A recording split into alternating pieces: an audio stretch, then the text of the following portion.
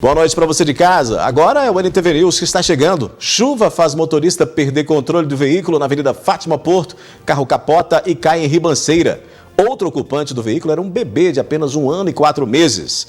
Aumentam ocorrências e atendimentos por picadas de escorpiões. Só esse ano foram mais de 200 no Hospital Regional. Polícia Civil faz novo mutirão de vistoria de veículos para desafogar fila em Patos de Minas. Conselho Estadual de Recursos Hídricos aprova a cobrança de uso de recursos da bacia hidrográfica dos afluentes mineiros do Alto Paranaíba. A Copasa é uma das que vai ter que pagar. CPI da Copasa é prorrogada por mais 60 dias em Patos de Minas. Continuam abertas as inscrições para o mutirão Direito a Ter Pai. Aberto o prazo para a renovação da matrícula escolar na rede pública. Pandemia afeta em cheio a alfabetização das crianças e autoridades temem prejuízos a longo prazo. Prefeitura muda local de aplicação da dose de reforço e população teve que ter paciência para receber terceira dose. O pedido de ajuda de quem perdeu tudo em incêndio da casa. Estas e outras notícias agora no NTV News que já está no ar.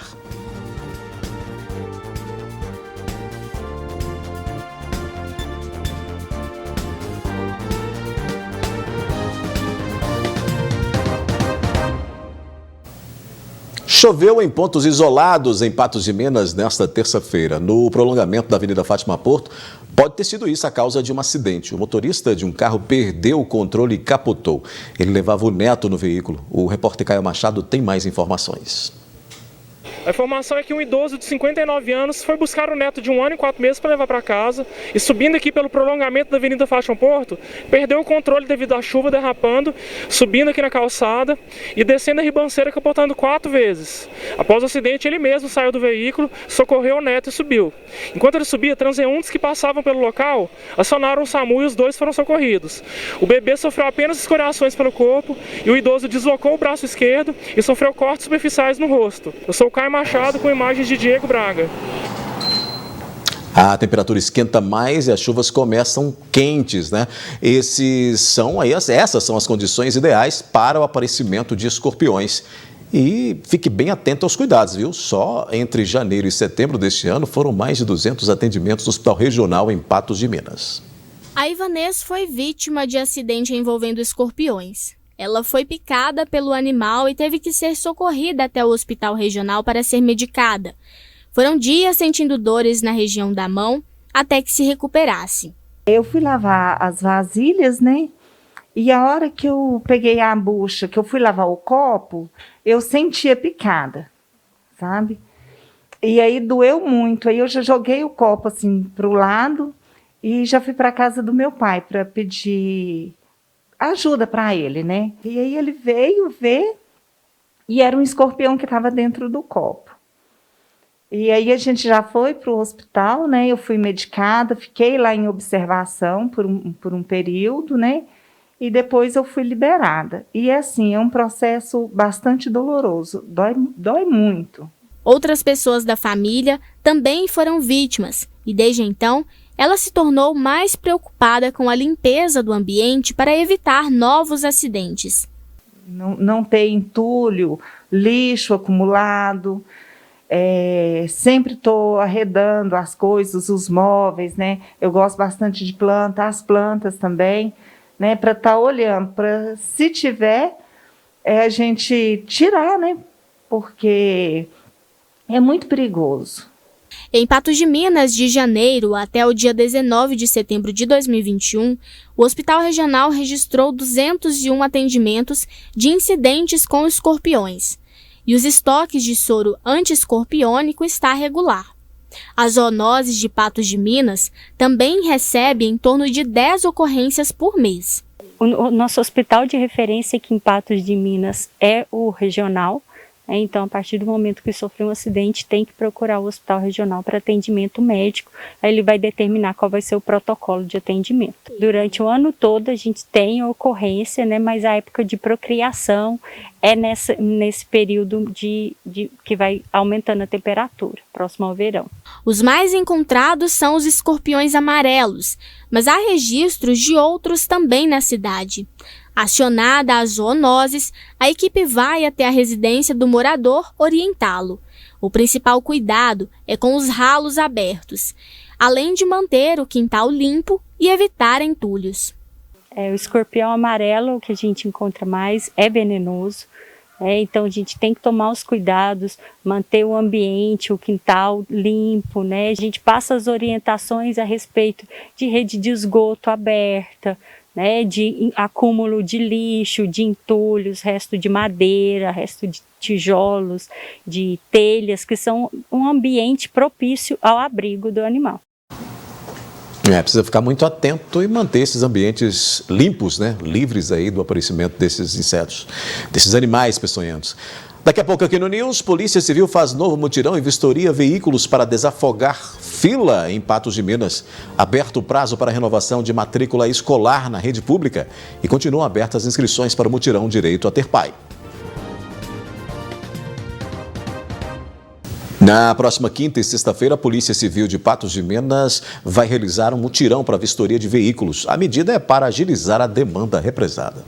A expectativa da Polícia Civil de Patos de Minas é vistoriar cerca de 950 veículos para transferência de propriedade e emissão da segunda via do certificado de registro de veículo. 11 policiais ficarão responsáveis pelo trabalho. As vistorias serão realizadas nos dias 7 e 8 de outubro, de 8h20 da manhã ao meio-dia e de 2 às 5h20 da tarde, no galpão do produtor rural ao lado da rodoviária. O agendamento deve ser feito pelo site do Detran, só assim será possível realizar a vistoria. Outra iniciativa como essa para desafogar a demanda represada foi realizada em julho desse ano. Seguem até o dia 22 de outubro as inscrições para o mutirão Direito a Ter Pai 2021. Esta é a 9ª edição do projeto de reconhecimento de paternidade e maternidade promovido anualmente pela Defensoria Pública de Minas Gerais. O mutirão ocorre em 55 unidades no interior do estado e quem quiser participar deve ficar atento aos critérios para as inscrições. Sim, os critérios para essas inscrições no mutirão, que acontecem em quase todo o estado de Minas Gerais, são os seguintes.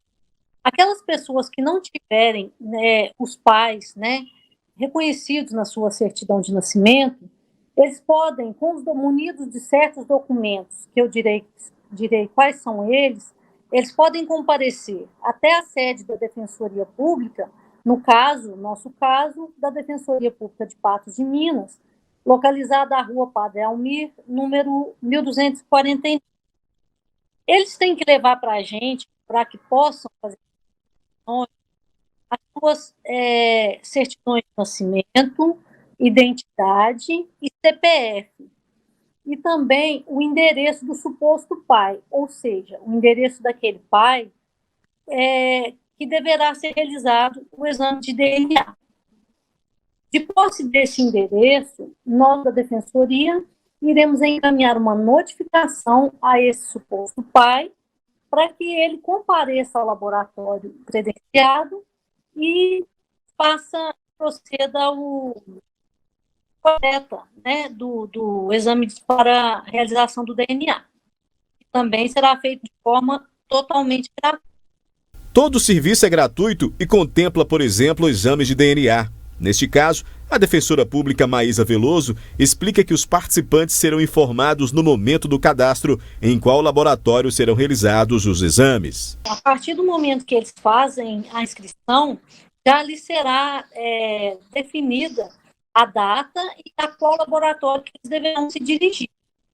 Os exames, esse ano, eles começam dia 4 de outubro, ou seja, ontem já começaram a realização desses exames de DNA para aquelas pessoas que fizeram as inscrições. Mas os reconhecimentos também podem ser feitos de forma espontânea durante o mutirão. Sim, inclusive nós já temos várias inscrições para aquele reconhecimento voluntário da paternidade. Como é que funciona o reconhecimento voluntário?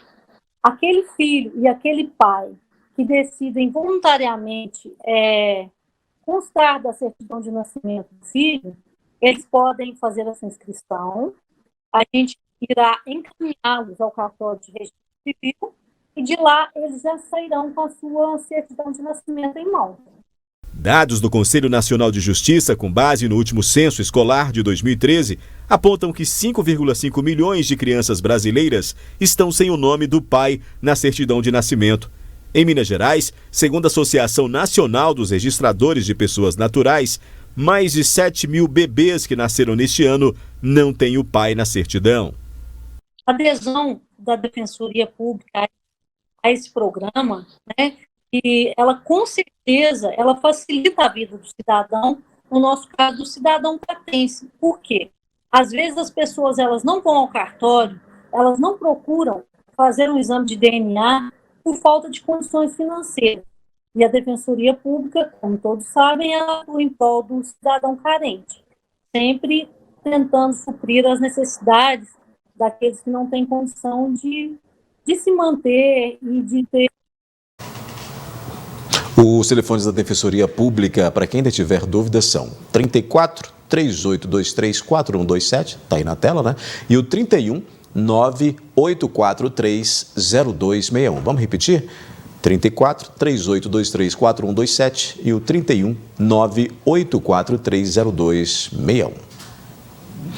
Os estudantes que pretendem continuar na mesma escola da rede estadual no ano que vem devem ficar atentos, viu? Começou nesta terça-feira o período de renovação de matrículas. Para quem pretende mudar de escola, mesmo que seja estadual, deve aguardar o cadastramento escolar pelo Sistema Único de Cadastro e Encaminhamento para a Matrícula. Já a renovação da matrícula, que garante a permanência em uma escola da rede estadual mineira, deve ser feita desta terça-feira até 22 de outubro. O processo pode ser feito pelo aluno caso tenha mais de 18 anos, mas se for menor, deve ser feito pelos pais ou responsável. A renovação da matrícula é feita online pelo site renovação.educação.mg.gov.br, sem cedilha e tio, ou basta procurar a secretaria da escola. Já já os festejos da tradicional festa de Nossa Senhora da Aparecida. Pandemia afeta em cheio a alfabetização das crianças e autoridades temem prejuízos a longo prazo. E ainda o pedido de ajuda de quem perdeu tudo durante incêndio em casa. A festa em louvor a Nossa Senhora Aparecida já começou em Patos de Minas. Além de celebrações eucarísticas diárias, tem mais atividades programadas. Nossa Senhora Aparecida é considerada a padroeira ou protetora do Brasil, segundo os católicos. Sua imagem foi encontrada por pescadores no Rio Paraíba do Sul, no atual estado de São Paulo, em 1717. Ela é um dos principais símbolos da religião católica no Brasil. Há uma grande devoção de todo o povo brasileiro, católicos, né? E sempre invoca Nossa Senhora Aparecida, porque é a mãe de Jesus, né? Por isso chama Imaculada Conceição, de Aparecida. A imagem foi encontrada no Rio, de uma forma até um pouco milagrosa, né? E por isso o povo começou toda uma devoção em torno desta imagem, mas invocando uma Virgem Santíssima como Imaculada Conceição. E de fato a imagem é uma representação da Imaculada Conceição. Do dia 2 ao dia 12 de outubro acontece a 82ª Festa de Nossa Senhora Aparecida, realizada pela comunidade que carrega o nome da Santa. Durante os 10 dias de festa haverão celebrações eucarísticas. Por isso é aconselhado que os fiéis façam o agendamento prévio. São celebrações, porém tem um número limitado de pessoas, né? Eu sei que ali no Cristalvo, né, no ginásio de esportes, cabem umas 300 pessoas, né, sentadas e com distanciamento social. Não dá para colocar muito mais pessoas, né? Então as pessoas não podem vir para aglomerar demais. Mas é possível vir, mas não precisa vir todo mundo num dia, né? Tem a semana toda, tem 9 dias para poder participar. Além das celebrações, todos os dias da semana haverá quermesse, sempre com pratos típicos e especiais, onde toda a renda arrecadada será revertida para a paróquia. Toda a verba será revestida aqui para a nossa comunidade de Nossa Senhora Aparecida, que fizemos aproximadamente 90 metros de muro, né? Estamos com a dívida e vamos acertar. E todas as noites, até dia 11, nós temos celebração eucarística, está sendo aqui no Cristavo, às 19 horas. E no dia 12 nós teremos celebrações 5, 7, 9, 11, 15 e 17. E se você quiser participar das celebrações, você liga no telefone 3821-4196 e retira sua ficha, sua senha ou deixa seu nome. Será muito bem-vindo celebrar conosco a Mãe Aparecida. Um incêndio destruiu a casa da Patrícia, onde morava com 3 filhos no bairro Lagoinha, em Patos de Minas. Até o dinheiro que tinha guardado foi queimado. Com as paredes repletas de cinzas, as roupas que restaram entulhadas pelos cômodos e a maioria da mobília destruída, Patrícia e os 3 filhos, Ayla, Aixa e José Álvaro, querem agora recuperar o que perderam com o incêndio. Tudo aconteceu, eu nem não sei direito, porque eu saí era o aniversário do meu menino do meio, a gente foi comer pastel para comemorar. Aí assim, a dona da casa me ligou e falou, tá pegando fogo a casa, corre lá. Que eu cheguei aqui, os bombeiros já tinham apagado o fogo, não tinha mais ninguém aqui, só cheguei e entrei e vi os estragos que tinham acontecido, sabe? E aí a gente tá assim agora. Desde que o incêndio aconteceu, Patrícia e os seus 3 filhos passaram a dormir nesse colchão fora de casa, temendo um desabamento, temendo que o teto caia e ainda com medo de um novo incêndio. O pouco que eu tinha, eu espero ter pelo menos o básico, alimento para meus meninos, sabe? Que é o mais essencial. Porque eu perdi muita coisa, gente. As roupas deles é tudo preta, que nem vocês viram ali. Não dá para lavar, você lava, não sai, sabe? E com 3 meninos pequenos não é fácil, não é. E minhas coisas estavam ajeitando, sabe? Aí agora acontece isso. Patrícia mora de aluguel em uma casa no bairro Lagoinha. Antes do incêndio, a principal fonte de renda da família eram os sanduíches vendidos para os vizinhos. A geladeira em que os ingredientes estavam guardados foi queimada, assim como todo o dinheiro de Patrícia, que era mantido em uma caixa também guardada em cima da geladeira. Tem uma amiga minha que ela está me ajudando com os papéis para levar na prefeitura, sabe? Para ver se consegue um aluguel social para mim, porque no momento eu vou ter que desocupar aqui, mas eu não tenho para onde ir, né? Então ela está me ajudando a resolver os papéis, mas isso tudo demora demais, é muito descaso, né? Sem meios de obter dinheiro, Patrícia agora clama para que a população doe mantimentos e ainda possa ajudar com a reposição da mobília perdida. Roupa, alimento, leite, que eles tomam leite, principalmente essa petitinha, sabe? Me ajudando com a casa, para me ficar até eu estabelecer tudo, sabe? Até eu conseguir dar um rumo na minha vida de novo, porque eu não tenho como de arrumar agora nada. Eu tô de mão quebrada.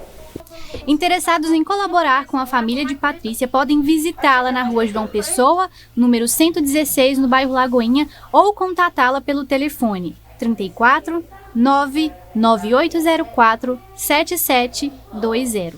Pode me ligar, pode vir aqui, que eu vou estar aqui esperando. Qualquer ajuda vai ser muito bem-vinda. Muito. Eu agradeço de coração.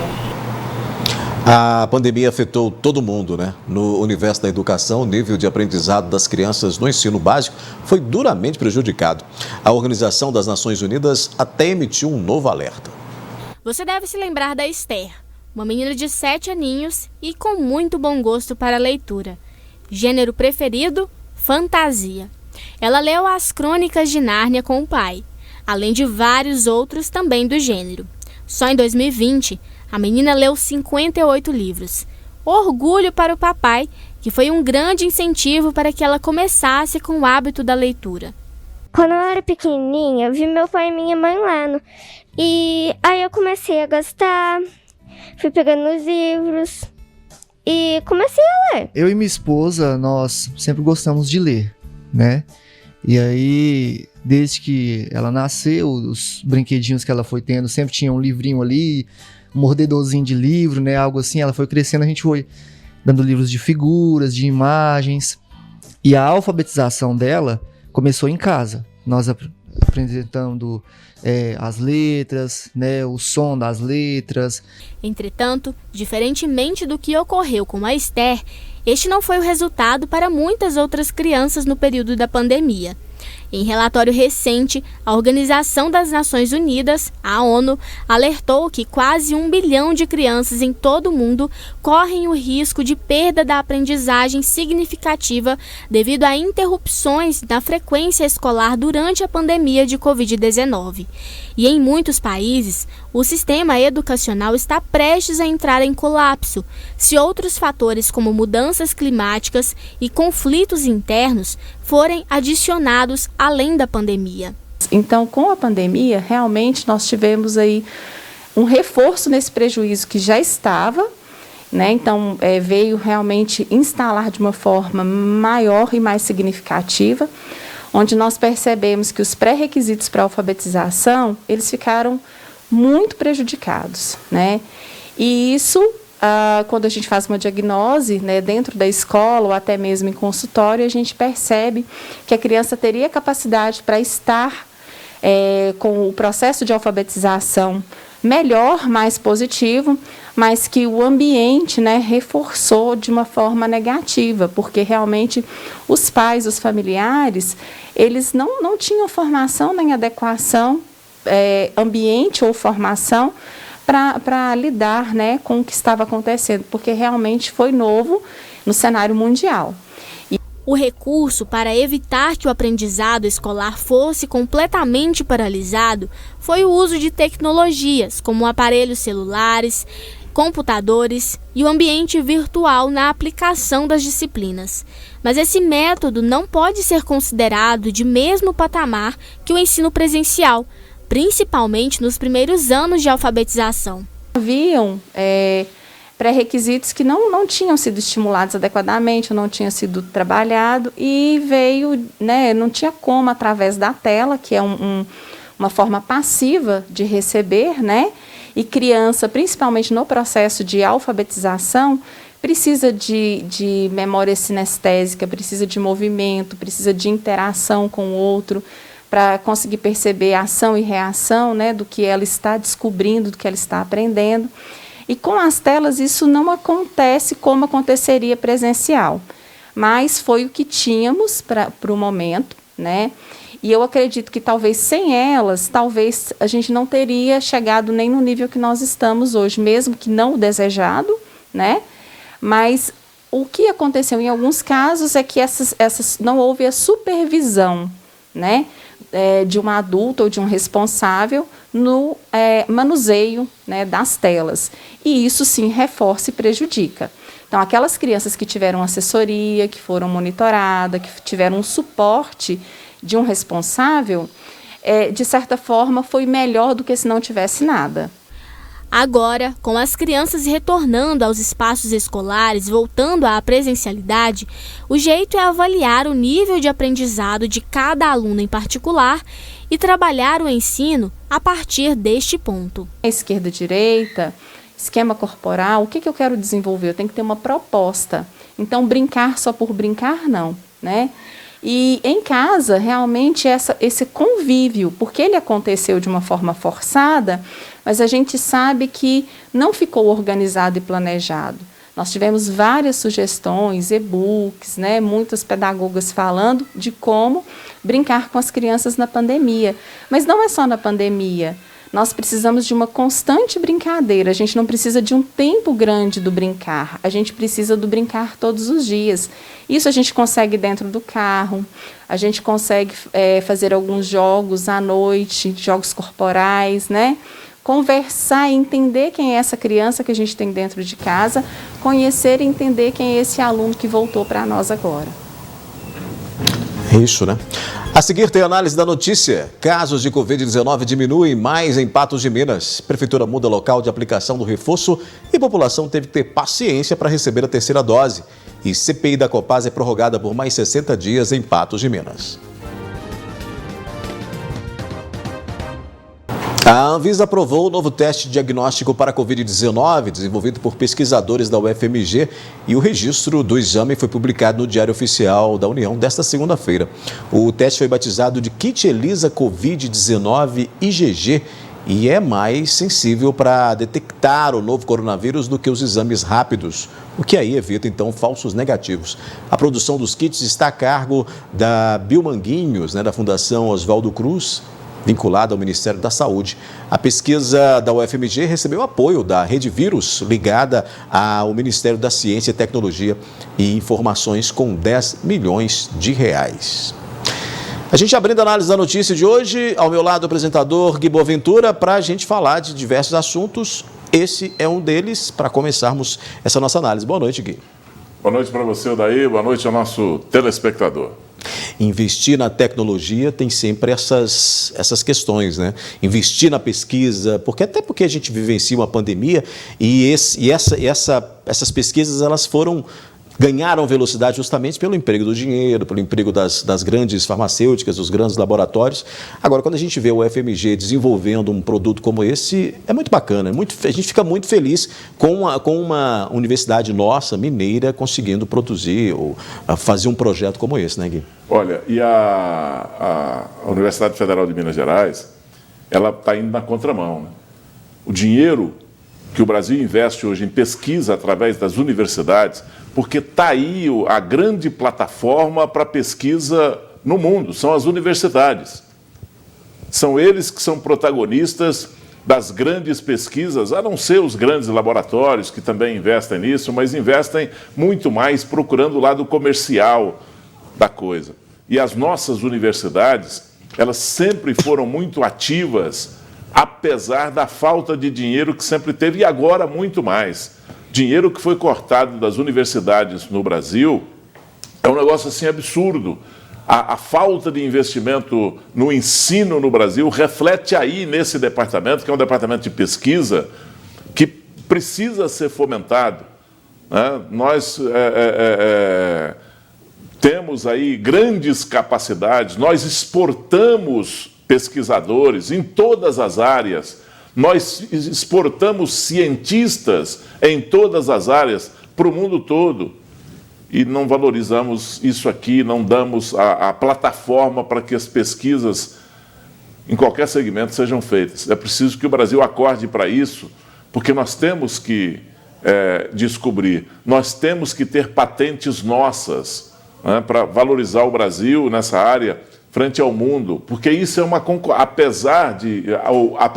além de ser um serviço prestado para a sua pátria, para o seu povo, para a sua nação e para a humanidade em geral, é uma questão de competição no mundo. Sim. E a gente precisa de ter elementos para competir em relação aos outros países, nesse sentido. Em pé de igualdade, né, inclusive? Sim, claro. Vamos mudar de assunto. Aliás, ainda sobre saúde, né? Nessa terça-feira foi a vez dos idosos com 78 anos completos tomarem a dose de reforço da vacina contra a Covid-19. A aplicação ocorreu em um novo espaço e o período da manhã foi bem movimentado. A aplicação da dose reforço contra a Covid-19 nesta terça-feira foi para os idosos com 78 anos completos ou mais. A aplicação ocorreu em novo ponto de atendimento, no estacionamento do Pátio Central Shopping, tanto em sistema tradicional quanto em drive-thru. Quem precisou comparecer ao local teve que aguardar a vez. 1h30, mais ou menos. É muito tempo para esperar? É nada, né? Se tolera bem, tem coisa que a gente espera mais tempo ainda. Tranquilo? É vontade que chega a hora de tomar essa. Agora, tranquilo. Graças a Deus. Deu certo? Deu tudo certo, graças a Deus. E esse local novo, né? Agora um terceiro ponto de vacinação, facilitou para a senhora também ou teve que esperar muito tempo ainda na fila? Não, esse é o derradeiro coisinha, né? Eu já tinha tomado aquele outro, depois esse é o derradeiro. Foi tranquilo? Graças a Deus. Foi bom? Bom, tá doendo. Não, até que não esperei muito, não. A fila de idosos no estacionamento estava menor se comparada a outros períodos de vacinação para o público da melhor idade. Quanto à fila de veículos ao longo do estacionamento e do lado de fora do shopping, estava maior e mais lenta. Ao todo, foram destinadas 1.494 doses da Pfizer para aplicação nos idosos. Ao longo da semana, também serão aplicadas doses nos idosos de 77 a 75 anos. Portanto, aí nós tivemos a vacinação para pessoas com 78 anos e essa diferença, essa mudança aí, né, no local de vacinação. Por falar em vacinação e em Covid, a gente vai dar uma olhada antes do Gui comentar aqui nos números da Covid-19, né? Casos de Covid-19 em queda em Patos de Minas. O boletim dessa terça-feira traz aí 4 novos casos em relação aos de segunda, Gui. Não é possível apresentar a taxa de ocupação de leitos, porque, segundo a Prefeitura, nem todos os hospitais atualizaram os dados até o horário limite estipulado, mas nós temos aí os outros números, né, que incompletos, mas nós temos aí os outros números em relação, para fazer essa relação com o que a gente tinha observado ontem. Verdade é que esses números aí hoje já não têm mais a atenção do poder público, dos hospitais, como tinha já há algum tempo, porque nós baixamos de 10% de ocupação. Então há uma folga muito grande aí nos hospitais. E é nesse momento, Odair e telespectador, que eu imagino que a gente precisaria de uma presença maior do poder público, convencendo as pessoas a manterem o protocolo, a continuarem procurando a vacina, os idosos agora procurando a dose de reforço, os jovens procurando a vacinação, sendo motivados aí para essa vacinação. Então, eu acho que há uma falha nossa, há uma falha do Brasil nesse sentido, sabe, para motivar essas pessoas a continuarem combatendo a pandemia. Porque é o seguinte, veja só o detalhe. A pandemia nasceu, pelo que se pesquisou, ela nasceu num núcleo muito pequeno, um mercado. Dali ela saiu para o mundo, né? Uhum. E nós estamos convivendo com o vírus. Nós temos hoje o vírus andando pelo mundo inteiro ainda. Há um percentual pequeno se você começar a observar, por exemplo, o nível de contaminação que nós temos hoje nos Estados Unidos é preocupante. Mas os Estados Unidos o quê? De lá pode sair como saiu da China, como saiu essa variante, saiu da Índia, dizem, né? Porque ninguém sabe, na realidade, o certo, de onde ela saiu, onde foi detectada a primeira vez.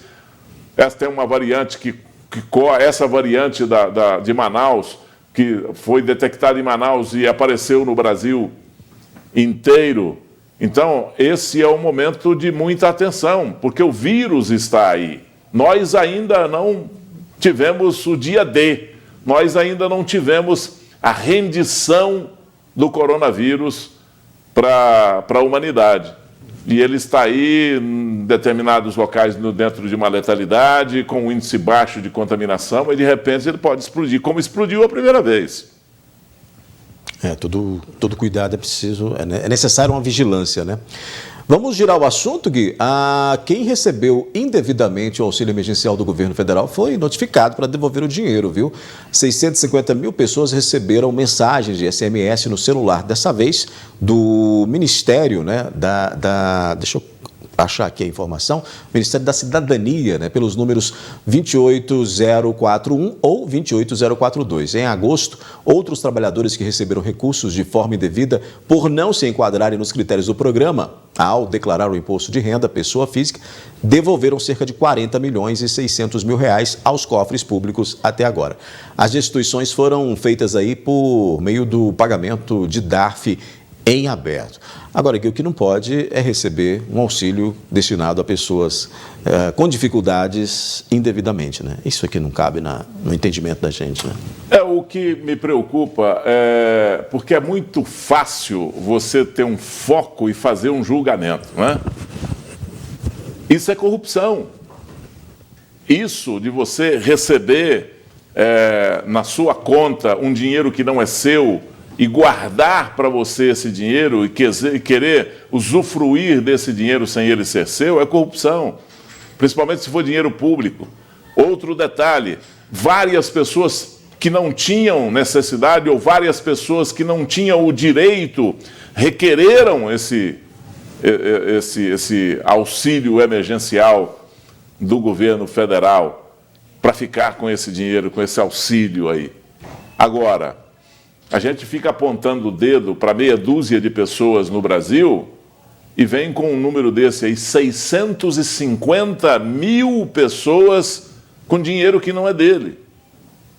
Então nós precisamos de apontar o dedo e mostrar o erro, mas precisamos também de olhar para o nosso próprio umbigo nesse momento e fazer uma reflexão. E eu, estou sendo honesto? Estou agindo corretamente? Não é que uma coisa tem que compensar a outra, de maneira nenhuma. O que é errado e o que é certo é certo. O que eu quero dizer é o seguinte, a gente não pode enrolar um ditado antigo, né? Enrolar o rabo, sentar em cima e apontar o rabo do outro. A gente precisa de entender que a gente precisa de resolver também o nosso problema. Esse é um problema do povo brasileiro que precisa estar atento para isso, né? E não deixar isso acontecer. Porque é aquele negócio.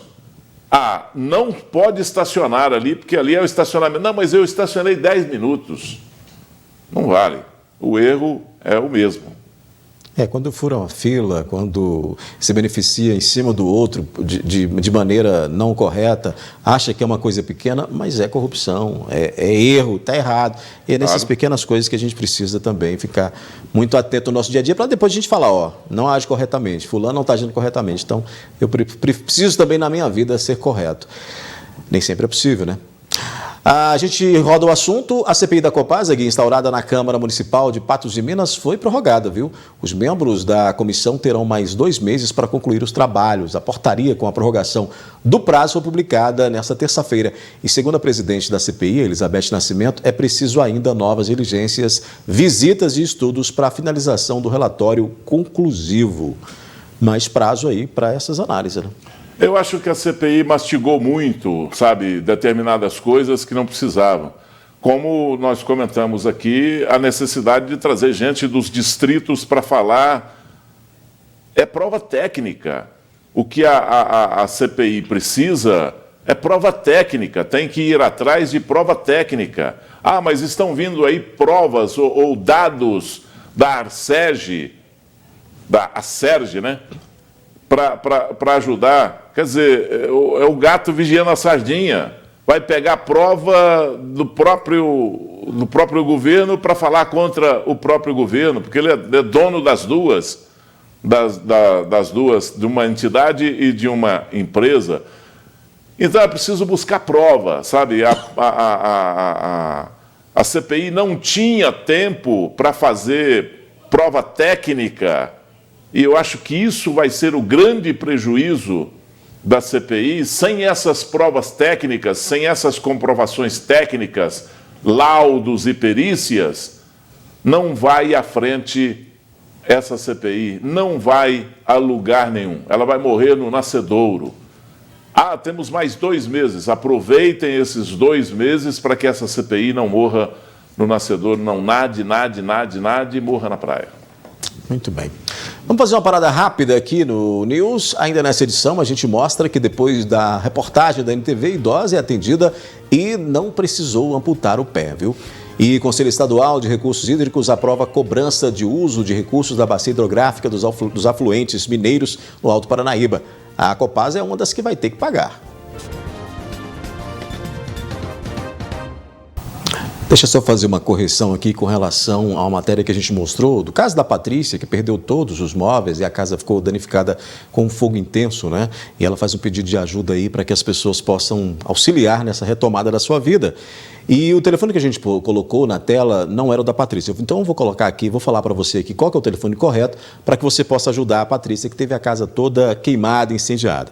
O telefone correto é o 99804-7220, tá? 99804-7220. A gente segue com a análise da notícia. O Conselho Estadual de Recursos Hídricos aprovou a cobrança pelo uso de recursos na bacia hidrográfica dos afluentes mineiros Alto Paranaíba. Isso significa que empresas de abastecimento público e esgotamento sanitário, como a Copasa, agricultores, indústrias, entre outros segmentos de 26 municípios pertencentes à bacia, terão que pagar pelo uso da água. Os membros do Conselho Estadual de Recursos Hídricos justificam a cobrança de recursos na bacia hidrográfica dos afluentes mineiros Alto Paranaíba para uso racional da água e estímulo de investimento em projetos e obras hídricas na bacia.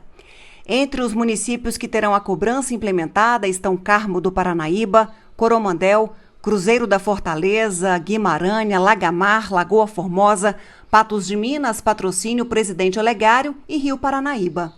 O primeiro tipo de cobrança como esse começou há 10 anos. De 36 bacias, em 12 já é realizada.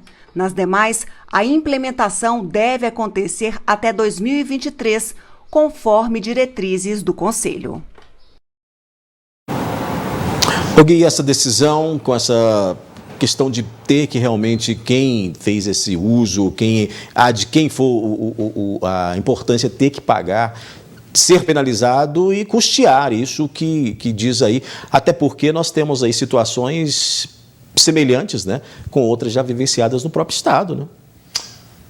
Sim. Agora, em relação a essa cobrança por esses recursos hídricos aí, tem que ter essa cobrança, e eu vou explicar por quê, que eu acho que também quem acha não sabe, né? Porque eu imagino que tem que ter essa cobrança, mas antes eu quero dizer o seguinte, o dinheiro que for cobrado com taxa tem que ficar na própria bacia para ser investido ali para fazer fiscalização, para ter uma boa fiscalização, para ter apeixamento, para ter recursos para fazer com que essa bacia se renove. Agora, por que deve pagar? Por que a Copasa deve pagar pelo uso da água numa determinada bacia, como é a bacia do Rio Paranaíba? Porque ela tira de lá os nossos recursos, vende essa água, esse recurso, ela vende para o povo, no nosso caso aqui em Patos de Minas, tira os seus custos e fica com lucro.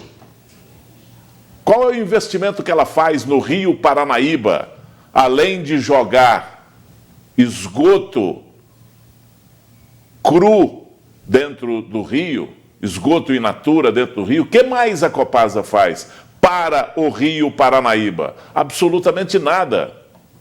Não investe nas suas matas ciliares, não investe na dessassoreação do rio, não investe na limpeza do rio, não ajuda nisso e ainda contribui para matá-lo, contribui para assassinar o Rio Paranaíba com esse esgoto in natura jogado assim aleatoriamente e muito dentro desse rio. Então, é preciso que esse recurso fique aqui para resolver esses problemas. E é preciso que a Copasa, que ganha muito dinheiro com as águas do Rio Paranaíba, devolva algo a seu favor, né? Devolva algo ou pague por essa exploração desse rio, que não saia de graça, porque aí nós não temos nenhum investimento, não temos dinheiro para fazer nenhum investimento para beneficiar o rio, para conservar o rio, para limpar o rio, né? Qualquer investimento nesse sentido. O mesmo deve acontecer em relação aos pivôs que estão espalhados por aí, rio acima, né? Tem que pagar, e me parece que esses pivôs pagam um imposto em cima disso, paga essa taxa hídrica, paga essa outorga para usar essa água, mas é muito pouco, né? É muito pouco pelo que se investe no rio, e esse dinheiro não fica aqui para ser investido no rio, ele vai para outros lugares, vai para um caixa único, e aí ele também, como a água, se evapora. Se evapora, literalmente, né? Porque tem um assunto aqui que a gente acabou de puxar, inclusive a Yandra, né, me encaminhou aqui para a gente falar desse assunto. O Supremo Tribunal de Justiça negou na tarde dessa terça-feira o pedido de liminar em habeas corpus para Jorge Marra, né, ex-secretário de Obras em Patrocínio, que é acusado de matar aí o Cássio Remes em 24 de setembro do ano passado. A gente mostrou aí esse caso aqui na NTV. Marra continuará, portanto, respondendo o processo, preso na penitenciária Expedito Faria Tavares em Patrocínio, né, de acordo com a decisão. Essa foi aí a terceira tentativa de defesa do acusado de homicídio para que respondesse o processo em liberdade. Ele não vai conseguir isso com muita facilidade, mesmo porque é o seguinte, é um crime com provas contundentes. Tem vídeo, é né? um crime, exatamente, com vídeo, inclusive, está registrado em imagens, não tem prova melhor do que essa, né? Com a autoria definida, ele não tem como negar a autoria do crime, e com a motivação do crime também muito clara e muito definida. Portanto, o Jorge Marra não deve conseguir sair da cadeia antes do seu julgamento. Depois do seu julgamento, se for condenado, que é o que se espera e que é o anseio de muita gente lá na cidade de Patrocínio, e é o anseio da justiça também, de ser praticada, né, da justiça ser praticada, não deve sair. Não sai antes do julgamento, e depois do julgamento ele deverá ser condenado e deverá continuar preso, apesar da sua idade, apesar de tudo, mas o crime foi muito ruim, todo mundo sabe disso. A motivação torpe, a motivação boba, uma motivação besta, e com uma selvageria sem dar chance para a vítima, chance de defesa para a vítima. A vítima, inclusive, correu. Né? Se ele não quisesse matar mesmo, teria deixado a vítima ir embora. Então, é muito difícil ele conseguir um habeas corpus em qualquer instância da justiça. Muito bem. Vamos tirar o assunto? Jornalismo de causa aqui. A gente mostrou na semana passada aqui no NTV News o caso de uma idosa com 89 anos de idade, né? Você chegou a comentar esse assunto aqui, inclusive, que aguardava por uma vaga no hospital regional com risco de perder um dos pés por demora no atendimento médico especializado. Hoje você vai ver que após a divulgação do caso, ela conseguiu realizar o procedimento e até já ganhou alta. Depois do apelo desesperado das filhas para conseguir o atendimento médico para a mãe, que corria o risco de perder o pé, o alívio da família por ter a dona Nair Nascimento de Jesus de volta em casa. Ela ficou mais de 15 dias internada na UPA, aguardando por uma transferência de urgência para o hospital regional. A gente estava lá na UPA de manhã, quando chegou a enfermeira e falando que tinha saído a vaga para ela lá no regional e que ia fazer cirurgia. Aí a gente correu, eles colocaram ela na ambulância, levou para lá, chegou lá, já o doutor Tiago já foi olhando e falou que a cirurgia dela ia ser naquele mesmo dia, né? Aí ele me chamou, sim, conversou, olhou a perna dela, contou que ela tinha dado uma entupida na veia num lugar muito difícil, que era no joelho, e que tinha que amputar o dedão dela, que talvez podia cicatrizar, mas não cicatrizar, mas ia torcer que tiver que cicatrizar. Isso aí, quando sim, deu 3 horas, ele falou que ia esperar 3 horas, porque tinha que deixar ela também num jejum de preparação, né? Aí quando foi 3 horas em ponto, ele fez a cirurgia nela, graças a Deus correu tudo bem. Para a dona Nair, não foi fácil ficar internada tanto tempo. É que mesmo com quase 90 anos de idade, ela conta que sempre foi muito ativa no seu dia a dia. Hoje eu tô só uma fraqueza, que eu não sei se é porque fiquei muito tempo quieta, deitada, o corpo da gente fica estranha muito, que a gente nunca gostou de ficar quieta em cama. Eu sou uma pessoa que nunca fiquei em cama até o dia amanhecer.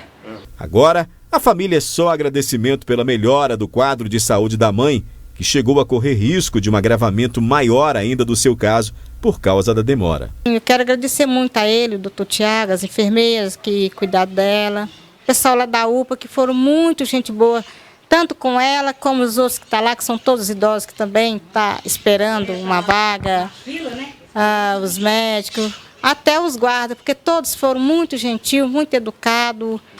Aí eu quero agradecer a vocês pela ajuda, né? Porque foi uma benção. Porque você viu o sofrimento que nós estávamos, né? Corda aqui, corda ali, né? Então, Deus ajudou que ela conseguiu fazer, né? Deu tudo certo. Então, por isso eu quero agradecer vocês todos da MTV, você jornalista, né? A Ludmila também, que ela é da MTV, o Oscar, né?